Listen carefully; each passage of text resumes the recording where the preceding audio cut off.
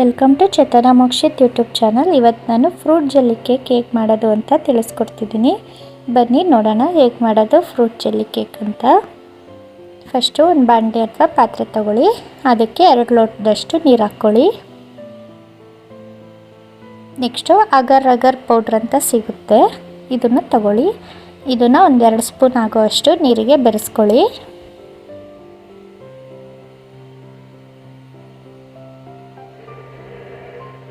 Next ಈಗ sugar ನೀವು ಎಷ್ಟು ಬೇಕೋ ಅಷ್ಟು ಸ್ವೀಟ್ ನೋಡಿಕೊಂಡು ಶುಗರ್ನ ಆ್ಯಡ್ ಮಾಡ್ಕೊಳ್ಳಿ. ನಾನು 1-2 ಬೌಲಷ್ಟು ಸಕ್ಕರೆನ ಆ್ಯಡ್ ಮಾಡ್ಕೊತಿದ್ದೀನಿ. ಈಗ ಇದು ಸಕ್ಕರೆ ಕರಗೋವರೆಗೂ ಚೆನ್ನಾಗಿ ಮಿಕ್ಸ್ ಮಾಡ್ಕೊಳ್ಳಿ. ಒಂದು 5 ನಿಮಿಷ ಕುದಿಸಿ ನೀರನ್ನ. ಅದು ಗಟ್ಟಿ ಆಗಿಬಿಡುತ್ತೆ. ಲೋ ಫ್ಲೇಮಲ್ಲಿ ಈ ಥರ ತಿರುಗಿಸ್ತಾನೆ ಇರಬೇಕು. ಈಗ ಇದನ್ನು ನೀರು ತಣ್ಣಗಾಗೋಕ್ಕೆ ಪಕ್ಕಕ್ಕೊಂದು 5 ನಿಮಿಷ ಎತ್ತಿಡೋಣ. ಈಗ ನೆಕ್ಸ್ಟು ಈ ಥರ ಕೇಕ್ ಪ್ಯಾನು ಅಥವಾ ಪಾತ್ರೆ ತಗೊಳ್ಳಿ.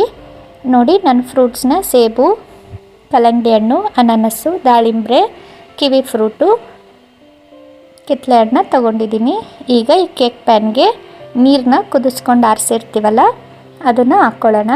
ನೆಕ್ಸ್ಟು ಫ್ರೂಟ್ಸ್ಗಳನ್ನ ನೀವು ಯಾವ ಶೇಪ್ ಬೇಕೋ ಆ ಶೇಪೆಲ್ಲ ಡೆಕೋರೇಷನ್ ಮಾಡ್ಕೊಳ್ಳಿ.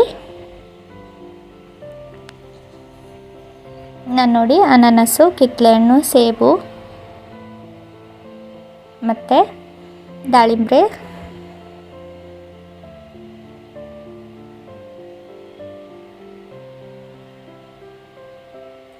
ಇವೆಲ್ಲ ಹಾಕಿ ಮತ್ತು ಮೇಲೆ ಒಂಚೂರು ನೀರನ್ನ ಬೆರೆಸ್ಕೊಬೇಕು. ನೆಕ್ಸ್ಟು ಕಿವಿ ಫ್ರೂಟ್ಸ್ನ ಡೆಕೋರೇಷನ್ ಮಾಡ್ಕೊತಿದ್ದೀನಿ.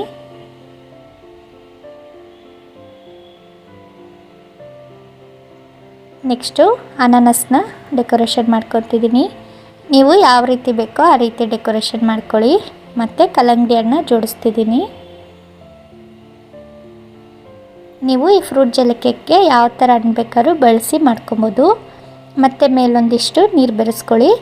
ನೆಕ್ಸ್ಟು ಮತ್ತೆ ಫ್ರೂಟ್ನ ಜೋಡಿಸಿ. ಈಗ ನಾನು ಸೇಬನ್ನ ಜೋಡಿಸ್ದೆ. ನೆಕ್ಸ್ಟ್ ದಾಳಿಂಬ್ರೆನ ಹಾಕಿದ್ದೀನಿ. ನೆಕ್ಸ್ಟು ಕಿತ್ತಳೆ ಹಣ್ಣು ಜೋಡಿಸ್ತಿದ್ದೀನಿ. Next kiwi fruit ಇಡ್ತಿದ್ದೀನಿ.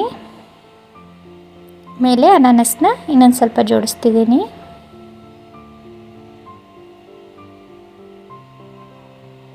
ನೆಕ್ಸ್ಟ್ ಈಗ ಮತ್ತೆ ನೀರನ್ನ ಆ್ಯಡ್ ಮಾಡ್ಕೊಳ್ಳಿ. ಹಣ್ಣು ಜೋಡಿಸಿ ನೀರು ಹಾಕ್ಕೊಳ್ಳಿ, ಮತ್ತು ಹಣ್ಣು ಜೋಡಿಸಿ ನೀರು ಹಾಕ್ಕೊಳ್ಳಿ, ಮತ್ತು ಹಣ್ಣು ಜೋಡಿಸಿ ನೀರು ಹಾಕ್ಕೊಳ್ಳಿ.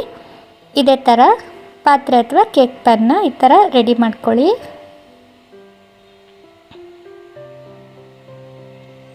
ಈಗ ಇದು ನೋಡಿ ರೆಡಿಯಾಗಿದೆ. ನೆಕ್ಸ್ಟು ದ್ರಾಕ್ಷಿ ಹಾಕ್ಕೊತಿದ್ದೀನಿ ಮೇಲೆ ಸ್ವಲ್ಪ. ನೆಕ್ಸ್ಟ್ ಮತ್ತೆ ನೀರನ್ನ ಆ್ಯಡ್ ಮಾಡ್ಕೊತಿದ್ದೀನಿ.